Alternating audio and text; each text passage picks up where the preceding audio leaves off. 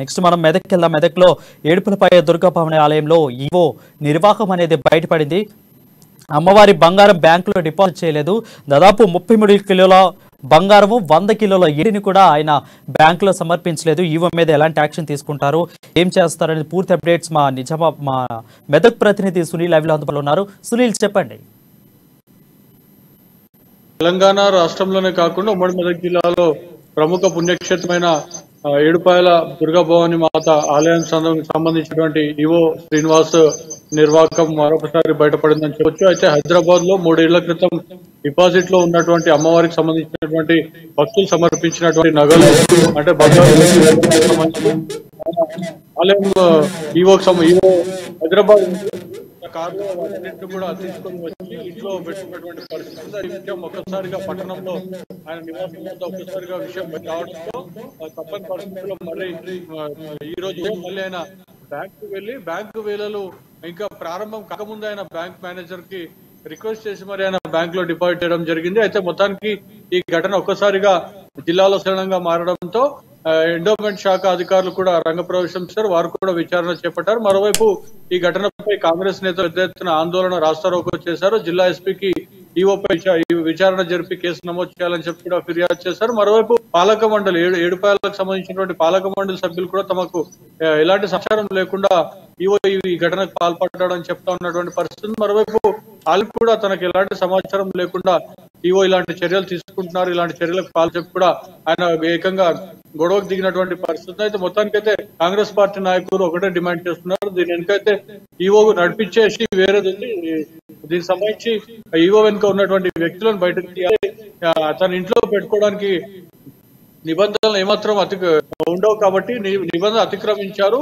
అయితే EO deposit చేసేందుకు bank వేళలు మోసి ఉంటే ఖచ్చితంగా స్థానికంగా ఉన్నటువంటి పోలీసులకు సమాచారం ఇచ్చి పోలీస్ కస్టడీలో వాటన్నింటిని కూడా భద్రపరచాల్సి ఉంది. కానీ తాను తన ఇంట్లో మెదక్లో ఉన్నటువంటి తన ఇంట్లో పెట్టుకోవడం జరిగింది. అయితే ఒకసారి ఈ అంశం మొత్తము బయటకు రావడంతో ఆయన తప్పని పరిస్థితిలో బ్యాంక్ లో డిపాజిట్ చేశారని చెప్పి కూడా కాంగ్రెస్ నేతలు ఆరోపిస్తున్నారు. మొత్తానికైతే ఈ విషయం బయటకు వచ్చింది సరిపోయింది. లేదంటే బంగారం వెండి హైదరాబాద్ లోనే ఉందని చెప్పి కూడా అందరం చెప్పాలం. గత 3 ఏళ్లుగా అక్కడ ఉన్నటువంటి బంగారాన్ని ఎవరు తీసుకురమ్మన్నారని చెప్పి ప్రధానంగా కాంగ్రెస్ నాయకులు ప్రశ్నిస్తున్నటువంటి పరిస్థితి. ఆలయం ఈ అంశంపై స్పందించేందుకు ముందుకు రాని పరిస్థితి. మరోవైపు ఎండోమెంట్ శాఖ అధికారులు అయితే పూర్తి స్థాయిలో వీటన్నిటిపై కూడా విచారణ జరుపుతున్నాం, ఉన్నతాధికారులకు నివేదిక ఇస్తాం, ఇందులో ఈవో పాత్ర కనుక చెప్తే తప్పని తేలితే ఖచ్చితంగా సస్పెండ్ చేస్తామని చెప్పి వారు చెప్తున్నప్పటికీ కూడా జిల్లా సంచలనంగా మారింది. మరోవైపు కాంగ్రెస్ పార్టీ నాయకులు మాత్రం వీటన్నిటి వెనుక రాష్ట్రం చెందిన ఒక మంత్రి హస్తం ఉందని చెప్పి వారు ఆరోపిస్తున్నటువంటి పరిస్థితి. అదే స్థానికంగా ఉన్నటువంటి బీఆర్ఎస్ నేతలు ఉన్నటువంటి ఒక వ్యక్తి దీని వెనుక ఉన్నాడు, ఈ అంశం వెనుక ఉన్నారని చెప్పి కూడా కాంగ్రెస్ నేతలు బహిరంగంగా విమర్శిస్తున్నటువంటి పరిస్థితి. మొత్తానికైతే ప్రముఖ పుణ్యక్షేత్రం దుర్గాభవాని ఆలయం సంబంధించినటువంటి ఈవో చేసిన నిర్వాహకం జిల్లాలో కాకుండా రాష్ట్రానికి కూడా చర్చనీయాంశమైందని చెప్పి మనం చెప్పుకోవచ్చు. వారు రైట్ సునీల్, ఎక్కువగా చూసుకున్నట్లయితే 3 కిలోల బంగారం, దాదాపు 100 కిలోల వెండి, నాట్ చిన్న మాట కాదు ఇది. సో ఇంత జరుగుతున్నా కానీ దీని మీద పూర్తి స్పందన దేవాదాయ శాఖకి ఇప్పటికైనా తెలిసిందా? దేవాదాయ శాఖ మంత్రికి త్వరలో దేవాదాయ శాఖ మంత్రి స్పందించే అవకాశాలు ఏమైనా కనిపిస్తున్నాయా?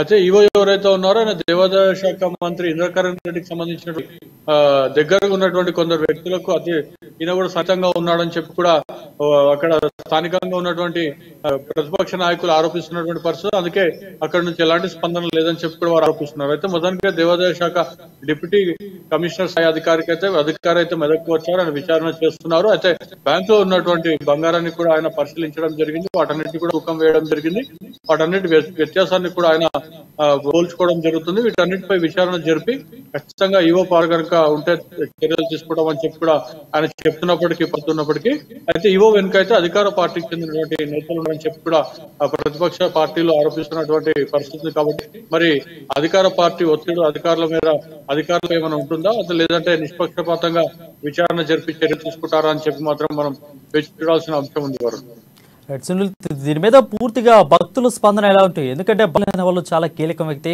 దాదాపు 3 కిలోల బంగారము, 100 కేజీల వెండి. సో భక్తుల యొక్క స్పందన ఎలా ఉంది అక్కడ?